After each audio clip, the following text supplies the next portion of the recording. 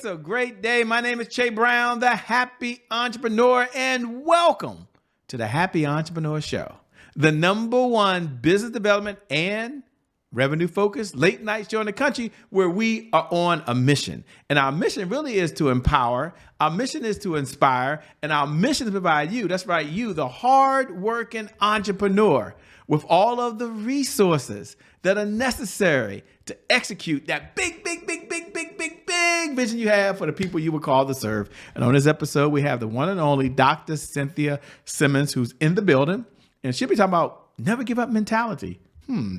What's going on, Doc? How you doing? Good. How are you? Good to see you again. Good. Thank you so much. I appreciate it. I'm so glad you're here. I'm looking forward to it. Thank all of you who are watching. We appreciate you allowing us to stream into your home during these very remarkable times. So thank you for being part of the show. You know, folks are reading, and we'll get to your bio in a minute, but they're looking and they're saying, never give up mentality.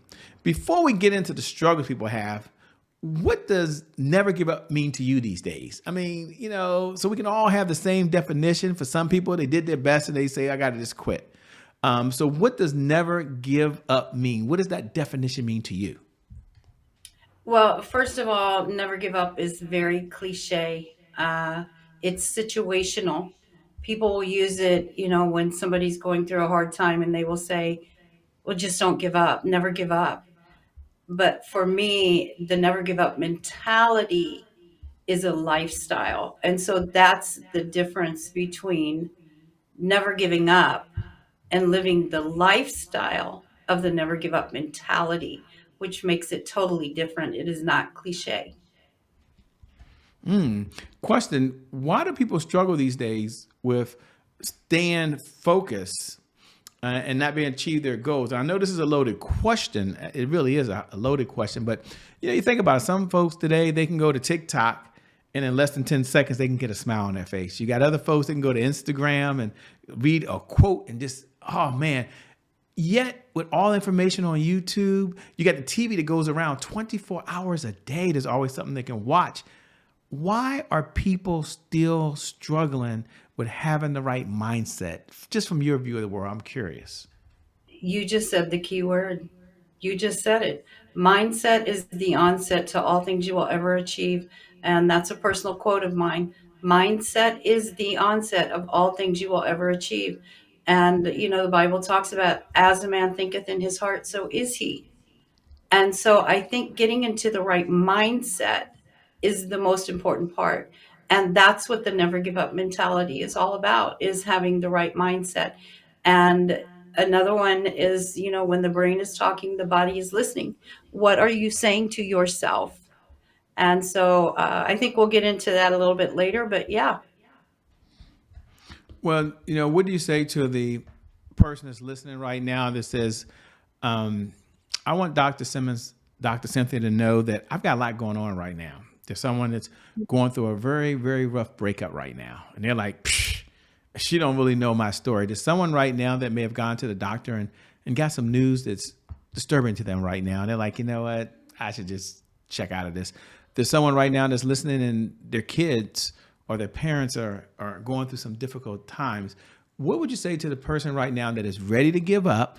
And we'll get to your story in a moment, but they're ready to give up and they just showed up because they saw the topic and they're like, man, what would Dr. Cynthia Simmons say to me? Because I'm on the edge. If she knew my story, she'd say, go girl, jump. Yeah. And I think when we do get into my story, it'll help people understand, because the mentality is where it all begins. When the brain is talking, the body is listening. And I think a lot of times we use verbiage that does not help the situation at all. You know, for me, using words like I have is taking ownership.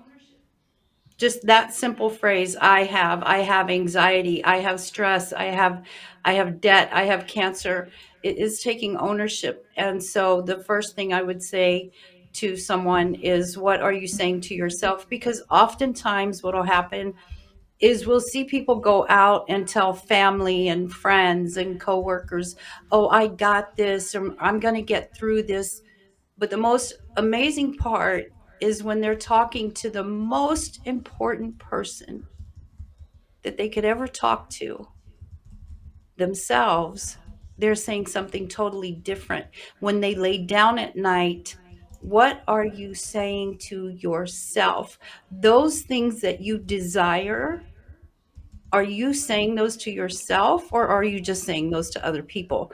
Because at night when we lay down, let's say for instance someone who is going through a bad relationship or a breakup, and they're telling everybody else, "Oh, I got this, I'll find somebody else, oh, it's no big deal." But when they lay down at night and they're speaking to themselves, now they're saying quietly to themselves, "Oh my God, I can't believe this has happened. Why did this happen to me? How am I going to get past this?" Or, "Can I get her or him back?" Or, "What could I do to fix it? And how did it go wrong?" All the positive stuff was said outside to other people, but now you're questioning yourself. And when the brain is talking, the body is listening, and it is going to react appropriately. I love the part about it's going to react appropriately. I think that's spot on. And as you were talking, folks are like, Shay, I hear it in her voice. She has a story. I don't know what it is, but there's something very powerful there. I didn't get a chance to read her bio. I haven't got a chance to Google her. Some of you have. Some of you already Googled her. Some of you already read her bio. Some of you showing up like, okay, I just want to see what she got to say. But others of you, you're meeting her for the very first time. So, Dr. Cynthia, if you don't mind, if we could slow down for a second, and if you could share your backstory, and then why this topic is so very, very personal to you. Yeah, thank you, Shay. It's been a long journey. Um, I have battled 4 different cancers, and I was fired from 2 jobs because of cancer. And I started to question, what was happening. And during my battles with those cancers in October of 2009, a doctor sat in front of me and he said, "Cynthia, it's not good. You have multi-vital organ involvement with poor prognosis, at best 6 months." And I looked him straight in the eye and I smiled and I said, "Dude, you be the doctor and let God be the timekeeper." I said, "I could walk out of this office and get hit by a car. And you said I had 6 months and I died in 6 minutes. And I don't believe that we came here with an expiration date." And Shay, that day when I got home, I did something that I had never done before. And what was amazing was when I had all the time in the world, I didn't have time to just stop for a moment and observe my surroundings and life. And I got home that day and I was sitting in my office, and what it was now, it's my office. It wasn't my office at that time. Um, and I was looking out a window and I was watching these 2 squirrels outside. They were playing. Now, remember, a doctor said to me earlier that day, "You've got 6 months." And I'm sitting and watching squirrels play. It's like, why would you do that on that day? Now you're watching squirrels play. And I thought about it. I thought, wow, they're so happy. They're just chasing each other around this big oak tree outside, and they're so happy. Yet they had a purpose. I watched them take acorns and dig holes in the ground and plant them. And it dawned on me that they had a purpose. And just as I was watching them, an oak leaf broke off of the oak tree, and I watched it twirl all the way to the ground. And as I am sitting here talking to you today, I heard a voice: "Cynthia, everything that has life has purpose. You have a purpose. Go tell the people they have a purpose. And I thought about that oak leaf, that from the roots of that oak tree, a trunk, and then a branch, like the family. And this oak leaf blossomed in the spring of its life off of the branch, just like we do in a family. And we blossom in the springtime. In the summer of its life, it provided its purpose, just like we do. And in the autumn of its life, in its maturity, all the colors came through when we reach our maturity of life. And in the winter of its life, when its purpose had been served, it broke off from the branch and went back into the ground, just like we do.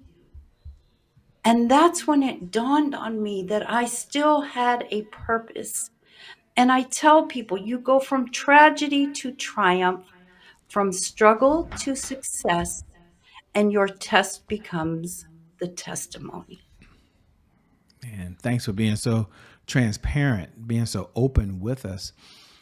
If you had to give someone 3 steps, maybe there's 4, maybe there's 5, I don't know, but let's say at least 3 steps, and they're like, you know what are 3 things that I can do to get myself back in the game?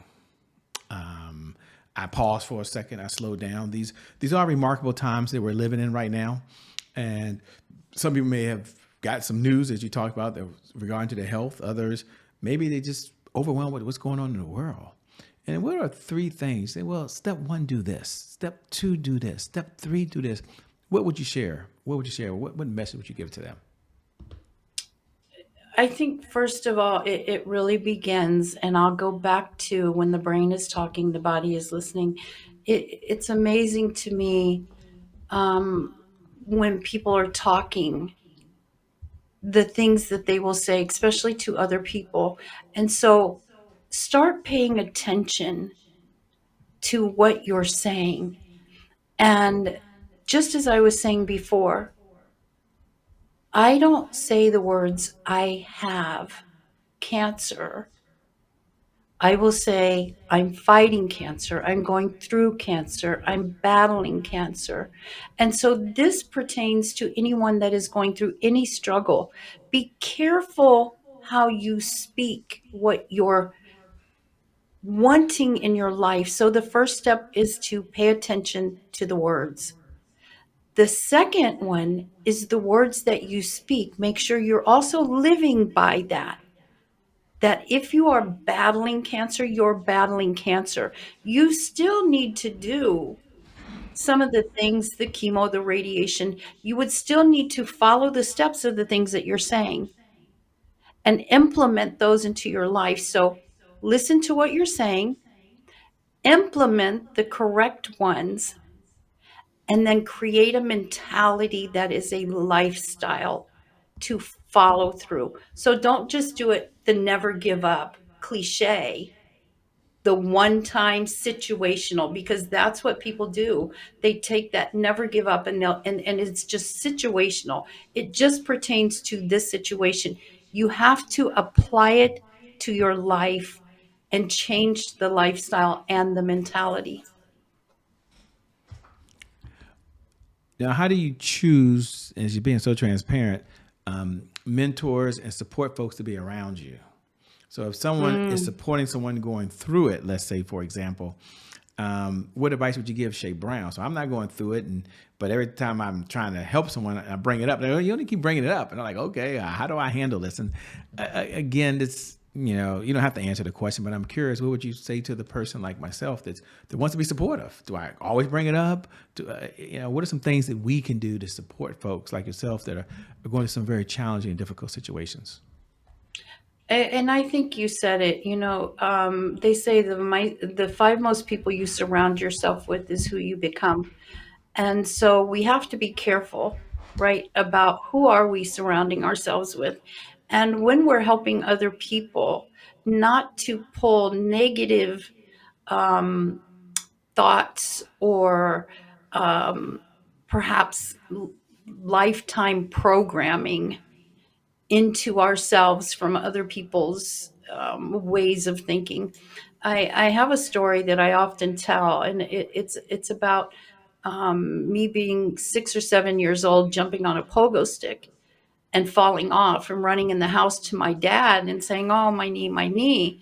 And him saying to me, "You didn't crack that sidewalk, did you? If you cracked that sidewalk, I have to pay for that. That belongs to the city."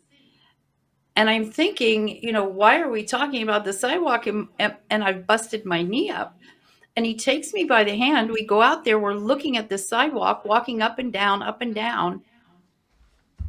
And what I realized later in life, what he taught me that day, and it was a lesson that he was teaching me that I did use when I was raising my children, was to divert. He diverted my attention from the pain to something totally different. Now, of course, had it been an emergency where it was ripped open and it needed stitches, I'm sure we would have gone immediately. But the point of that is sometimes we have to divert and don't focus on the pain or the problem, but solving it and how you can best do that and divert the attention. Well said, by the way. I love your authenticity. I love that you're so transparent. Where did this passion you have come that you just want to help other people? I mean, you're at a part in your life where you could sit back and relax, just focus on you, say it's all about me. But everything that I see that you do, everything that I hear that you're doing it to help other people, which, I'm thinking, wow. So I'm curious, and people watching might be curious, where did this passion come from for you to want to serve other people? I think it is something that, again, we all have a purpose. Everything that has life has purpose. I don't care if it's a blade of grass. I don't care if it's an oak leaf or if it's squirrels. Everything that has life has purpose. And finding your purpose in life. I have a personal quote: God given talents are life purposes unveiled. A God given talent. Sometimes we do things when we're young and we don't even realize this was our calling. I have the gift of gab. My family used to always, "Oh my God, you just talk, talk, talk, talk, go sit down somewhere." And I used to love to write. When I was young, I would write poetry. I wrote lyrics. And I took pain that I was having in my childhood and I would write these short stories. I didn't know I was supposed to be an author. I didn't know the gift of gab was part of the purpose to be a speaker. I didn't know that going through the cancers were part of the test that became the testimony, right? I didn't know those things when I was young, but I realized it when my purpose was unveiled.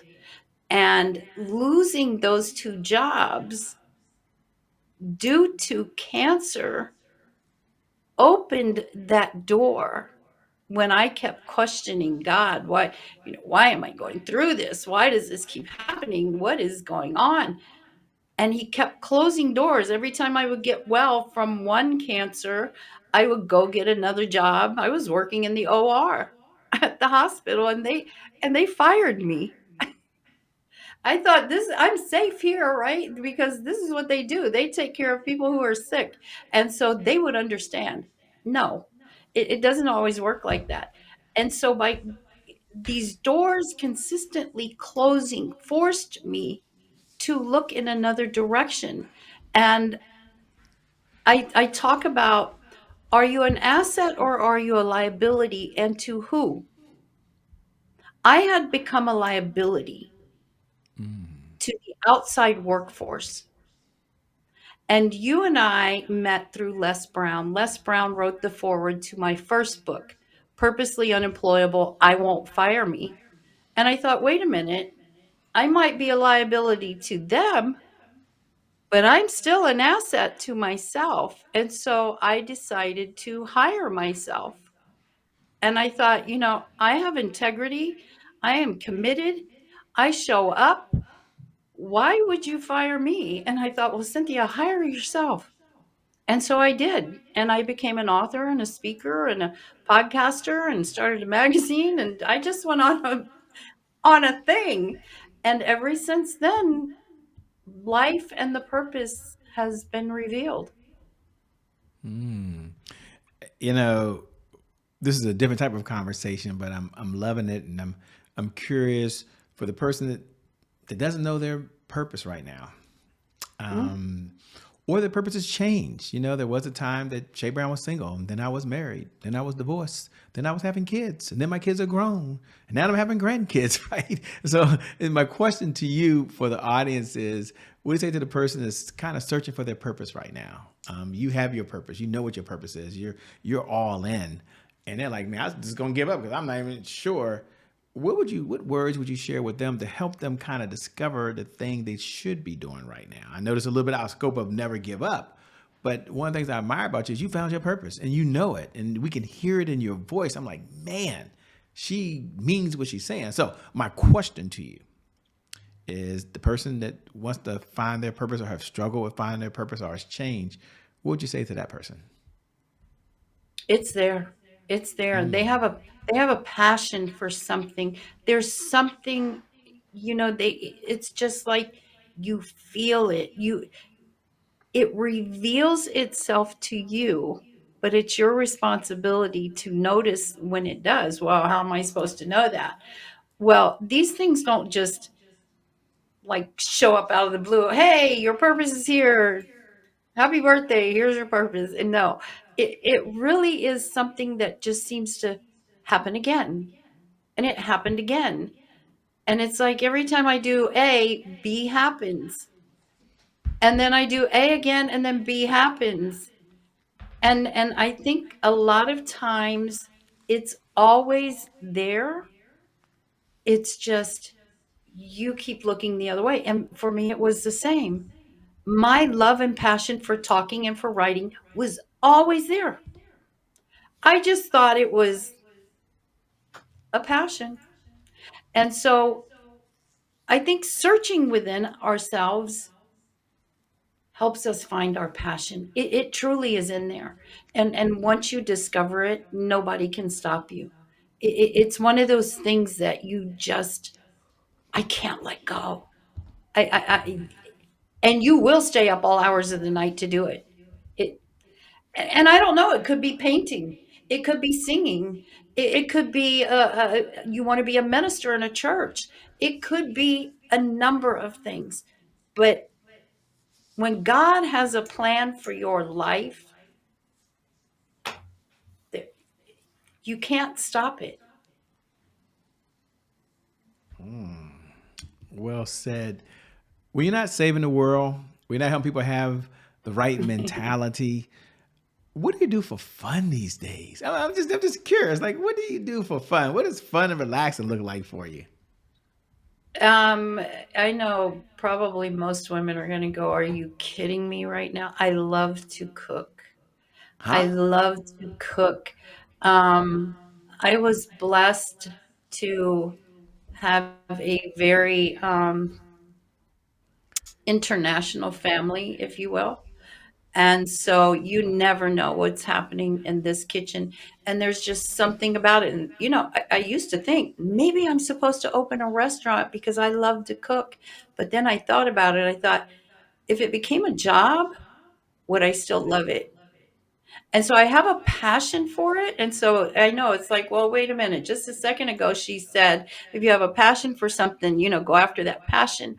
But there are passions for things that we love to do, but we don't want it to be a job.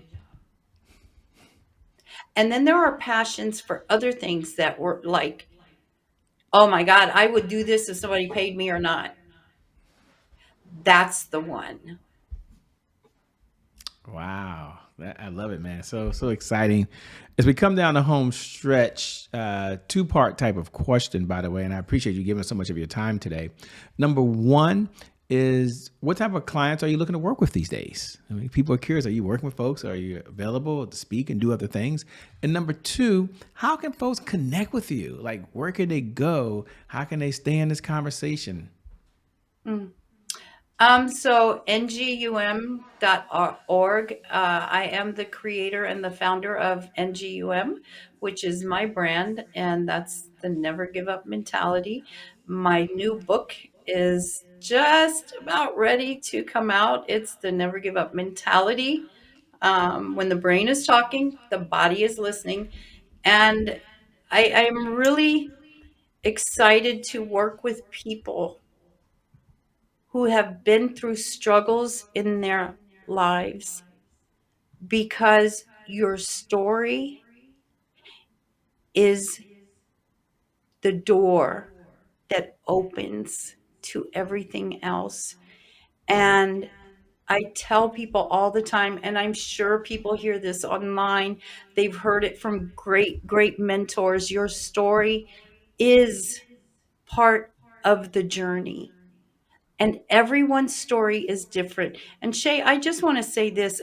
People, sometimes when I say that, people will say to me, well, Cynthia, my story isn't like 4 cancers, given 6. I mean, that's worse than anything I've ever gone through. And this is what I tell people: your worst is the same as, but different than mine. Because Shay, the worst thing you've ever been through in your life was the worst for you. The worst thing I've ever been through in my life was the worst for me. So they are the same as, but different than each other. And so sharing your story, there is someone out there that is going through something and you can help them. And so what I love to do is help people take their story and let it open the door for them to start a business, write a book, find their passion, discover how the tragedy to triumph, the struggle to success, the test become the testimony, and to take your tests in life and make them your testimony. Well said. Let me say two things. Number one, thank you so much for being on the Happy Entrepreneur Show. We appreciate it. Your honesty, you're being open, and there's only one you. So thank you for giving us this time. We appreciate it. We can't wait to have you back on the show again. Absolutely. I appreciate you inviting me. Thank you. Thank you. And thank you to viewers. Thank you for tuning in, by the way, because without you, well, we don't have a show. So we appreciate you allowing us to stream into your home, whether you're watching us on a podcast or right now, whether you're on streaming on one of your iPhones or Androids or your computer. We appreciate you. And I never get tired of reminding you every night at 11 p.m. Eastern Standard Time, no matter what's going on in your life, whether you're doing really, really well and there's another level you're striving for, or life's hit you with the punch you never saw coming. One thing I do know is that today is your January 1st. And because of just that one reason, I believe your best is still yet to come. Your best is yet to come. Your best is yet to come. With that being said, my name is Shay Brown. It hasn't changed. The Happy Entrepreneur. Make it a great day. And we'll make some good things happen. We connect again next time. God bless and keep doing God's work. Peace. Thanks a lot. Appreciate you, Dr. Cynthia.